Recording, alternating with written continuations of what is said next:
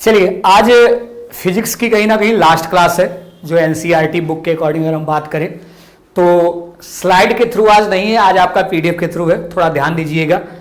प्राकृतिक संसाधनों का संपोषित प्रबंधन, मतलब जो हमारे नेचुरल रिसोर्सेज हैं उसका हम मैनेजमेंट कैसे करें, कैसे उसको हम कवर अप करें कि वो व्यर्थ ना जाए, उनका हम यूटिलाइजेशन करें। जैसे हमने पिछले भी बताया था, जैसे दिमाग में आया कि जो सूर्य की किरणें आ रही हैं तो क्या इनका केवल मिसयूजेज ही है, तो इनको यूज करने के लिए सोलर एनर्जी बनाई गई। वायु देखा गया जा रहा है तो उसके लिए पवन चक्की बनाया गया, पानी व्यर्थ जा रहा है तो उसके लिए टरबाइन वगैरह यूज किया गया।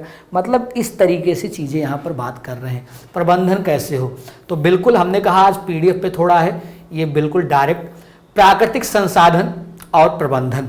तो प्राकृतिक संसाधन क्या होता है, बहुत ही सिंपल वे में लिखा भी है, वह संसाधन जो हमें प्रकृति ने दिए हैं और जीवों के द्वारा इस्तेमाल किए जाते हैं, जैसे मिट्टी, वायु, जल, कोयला, पेट्रोलियम, वन्य जीव और वन।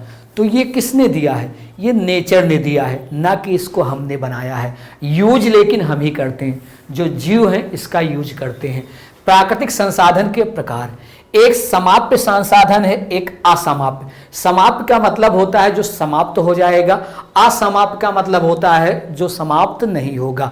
तो समाप्य साधन में क्या आता है, वह बहुत सीमित मात्रा में पाए जाते हैं और समाप्त हो सकते हैं। मतलब उदाहरण के तौर पर बात करें तो कोयला हो गया, पेट्रोलियम हो गया, असीमित मात्रा में पाए जाते हैं, समाप्त नहीं होगा। उदाहरण में वायु हो जाएगा, यहीं पे आपका सूर्य हो जाएगा। ये सब जब तक कहीं ना कहीं पृथ्वी रहेगी तब तक सूर्य रहेगा, तब तक वायु रहेगा। ये आपका यहाँ पर आगे हम बढ़े, प्राकृतिक संसाधन प्रबंधन।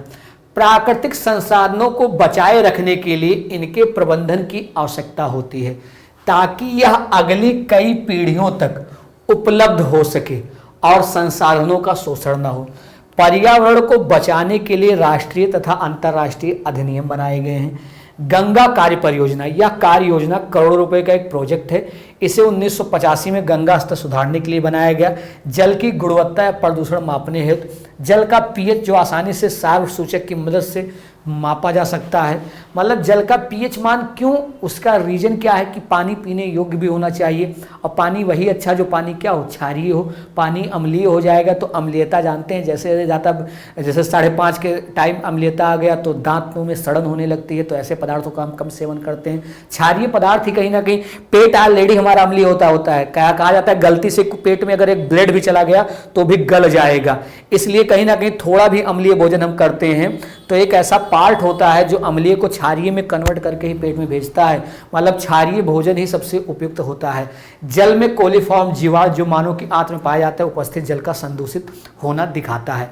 अब प्राकृतिक संसाधन प्रबंधन की आगे हम बात करें तो पर्यावरण को बचाने के लिए 3 प्रकार के आर, 3 प्रकार के आर का मतलब यहां पर है कम उपयोगिता, पुनः चक्रण, और यहां पर अगर हम बात करें तो पुनः उपयोग। कम उपयोग मतलब जब आवश्यकता ना हो तब पंखे और बल्ब का स्विच क्या कर देना चाहिए, बंद कर देना चाहिए। इसमें हमें कुछ बताने की आवश्यकता ही नहीं। टपकते नल को क्या करना चाहिए, ठीक कर देना चाहिए। ये नहीं कि नल टपक रहा है आराम से सो रहे, भाई नल अगर आपका टपक रहा है तो वो कहीं ना कहीं नेचुरल रिसोर्स का आप मिस यूज कर रहे हैं। आहार भोजन को न फेंकना, कभी भी कहा जाता है भोजन थाली में नहीं छोड़ना चाहिए, एक अन्न भी न छोड़ें, क्योंकि दाने दाने पे लिखा है खाने वाले का, ना भोजन का बहुत महत्व होता है। ना खाएं चलेगा, कई बार ऐसा होता है होटल में हम जाते हैं, होटल में खाना खाते हैं, बहुत सारा छोड़ देते हैं, तो वो गलत हैबिट है। कहीं ना कहीं आप देखते होंगे कई ऐसे, सोमालिया जैसे कितने ऐसे देश हैं जो भूख से वहाँ पे बच्चे मर रहे हैं, कुपोषण के शिकार हो रहे हैं। आप तो ऐसे देश में हैं जहाँ पर भोजन का अपार भंडार है, जहाँ आप देखते होंगे राशन, यहाँ पर देखें 2-2 साल 28-28 महीना 80-80 करोड़ लोगों को राशन कहीं ना कहीं सरकार ने बांटा। कहाँ से बांटा? इसी पृथ्वी से उपजा है, तो आपकी इतनी उपजाऊ भूमि है। फिर आता है कि पुनः चक्र, कूड़े से पुनः चक्र हो जाने वाले पदार्थ जैसे प्लास्टिक, कांच, धातु। आप देखते होंगे जैसे बोतल वगैरह में हम पानी पीते हैं, तो अगर आप उसको डिस्पोज या वैसे ना करें, ऐसे कबाड़ी वगैरह वाले बीन कर ले जाते हैं, फिर वो जाकर बेचते हैं, तो उसका पुनः क्या होता है, रिसाइकलिंग होता है। ऐसा नहीं कि वैसे धुला जाता है, उसमें केमिकल मिलाया जाता है जिससे वो साफ हो जाता है। तो जो पुनः चक्र वाली चीज़ें वो करते रही, वो भी उपयोग, पुनः उपयोग, चीज़ों को फेंकने के बदले उनका बार बार इस्तेमाल करें। कहने का मतलब जो चीज़ें आपके बार बार इस्तेमाल लायक हैं उसको तो आप करिए।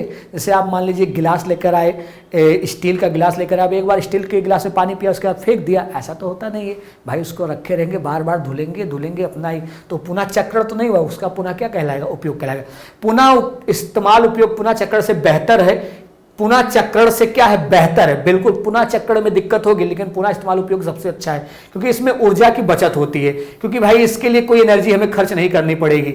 हमें संसाधनों के प्रबंधन की आवश्यकता होती है, क्योंकि ये बहुत ही सीमित है। स्वास्थ्य सेवाओं में सुधार का, जनसंख्या में वृद्धि हो रही है, इसके कारण सभी संसाधनों की मांग में भी वृद्धि हो रही है।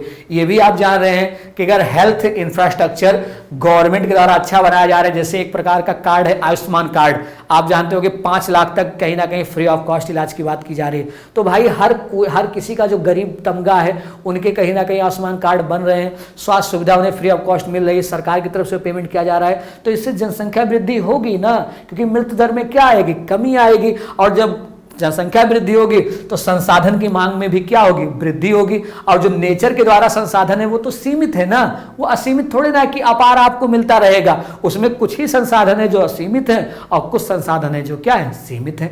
संपोषित विकास, संपोषित विकास संकल्पना मनुष्य की वर्तमान आवश्यकताओं की पूर्ति और विकास के साथ साथ भावी संस्कृति के लिए संसाधनों का संरक्षण भी करती है। प्राकृतिक संसाधन की व्यवस्था करते समय ध्यान देना होगा दीर्घकालिक दृष्टिकोण, ये प्राकृतिक संसाधन भावी पीढ़ियों तक उपलब्ध हो सके। मतलब जब भी नेचर का यूज कर रहे हैं, जैसे क्या कहा था, बिजली आज हमें कोयले से मिल रही है, पेट्रोल डीजल से ईंधन हमारा चल रहा है, तो भाई 1 किलोमीटर जाना है तो आप गाड़ी लेकर क्यों जा रहे हो, साइकिल से चले जाओ। इससे क्या होगा, पेट्रोल डीजल की बचत होगी, आपके पैसे की बचत होगी, आपका स्वास्थ्य सुधरेगा। इससे क्या होगा, आप एक पर्सन नहीं है, 140 करोड़ लोग अगर ऐसा करेंगे जो हमारी आबादी है, पता नहीं कितने लीटर पेट्रोल बच गया। और वो जो 1 महीने में खपत होना था वो साल भर में खपत हुआ, जो साल भर में होना था वो 10 साल में। इससे क्या हुआ, अगला जो जनरेशन आया वो भी उसका क्या करेगा, यूज करेगा। तो इस तरीके से यूज करना पड़ेगा।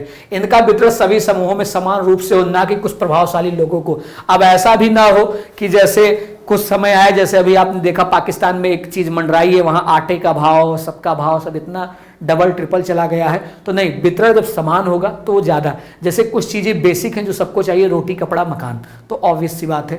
अपशिष्टों के सुरक्षित निपटान का भी प्रबंधन होना चाहिए, मतलब जो बेकार पदार्थ हैं उनको कैसे सेटलमेंट किया जाए उसके लिए भी प्रबंधन हुआ जाए। जैसे कचरा वगैरह, कूड़ा करकट का आप शहरों में देखते होंगे, नगर निकाय के द्वारा गीला जो कचरा होता है वो अलग डिब्बे में रखा जाता है, सूखा अलग डिब्बे में रखा जाता है। तो ये सब भी काफी कहीं ना कहीं बहुत फायदेमंद होता है, इससे कहीं ना कहीं चीजें काफी बेहतर होती हैं।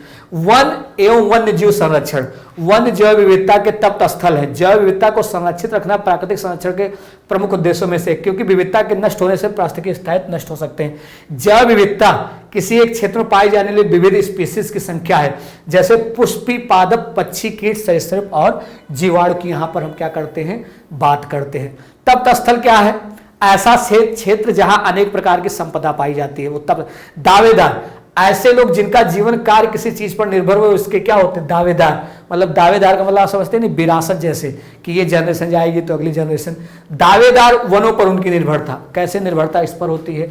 स्थानीय लोग अपनी आवश्यकता के लिए वनों पर आश्रित होते हैं। सरकारी वन विभाग, सरकार जिसके पास वनों का स्वामित्व है वनों को नियंत्रित करती है। उद्योगपति, जो वनों से प्राप्त उत्पादों का उपयोग करते हैं। वन्य जीव प्रकृति प्रेमी, जो प्रकृति को बचाना चाहते हैं। आपने देखा होगा एक मूवी आई थी रोबोट 2.0 कहें या 0 कहें, जिसमें कहीं ना कहीं अक्षय कुमार ने एक सलीम अली का कहीं ना कहीं किरदार निभाया था, जो कहीं ना कहीं वन चिड़ियों से इनसे काफ़ी प्रेम करते थे। आप देखते हैं सारे मोबाइल से इकट्ठा हो जाते थे, तो वह वन्य जीव कहीं ना कहीं प्रेमी थे, पक्षियों के इसके प्रेमी थे, जो प्रकृति को क्या करना चाहते, बचाना। वो रेडिएशन कहते हैं, जो टावर का रेडिएशन होता है, ऐसा नहीं नेटवर्क पकड़ाने के लिए रेडिएशन तो आप बढ़ाते चले जा रहे हैं, लेकिन उससे कहीं ना कहीं काफ़ी हानियाँ भी हैं, तो इसे कहते हैं। कुछ ऐसे उदाहरण जहाँ निवासियों ने वन संरक्षण में मुख्य भूमिका निभाई, जैसे खेजरी वृक्ष।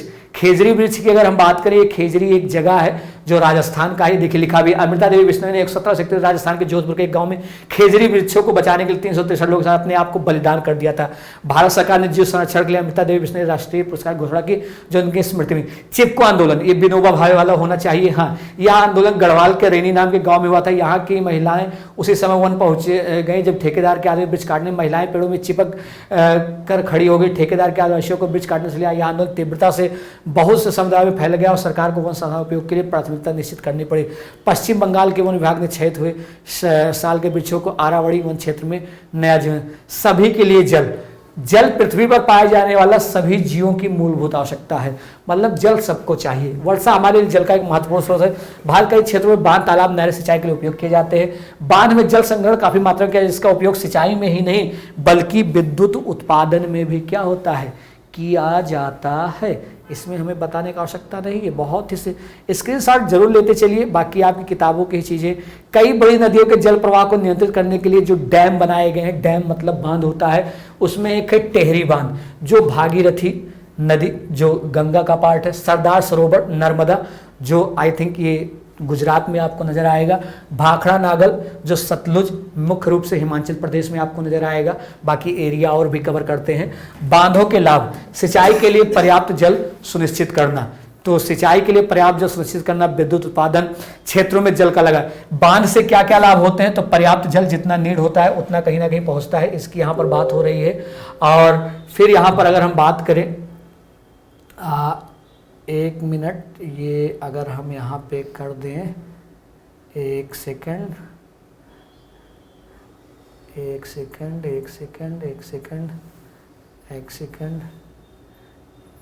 फिर तो विजिबल। हाँ, कई बड़ी नदियों के जल प्रवाह, बांधों के लाभ, सिंचाई के लिए पर्याप्त जल सुनिश्चित करना, विद्युत उत्पादन, क्षेत्रों में जल का लगातार अगर हम कहें तो वितरण करना भी। यहाँ बांधों से अगर हम यहाँ पर बोलें हानियाँ क्या हैं, तो बांधों से हानियों की अगर हम यहाँ पर बात करें तो सामाजिक समस्याएं क्या हैं, बड़ी संख्या में किसान एवं आदिवासी विस्थापित हो जाते हैं।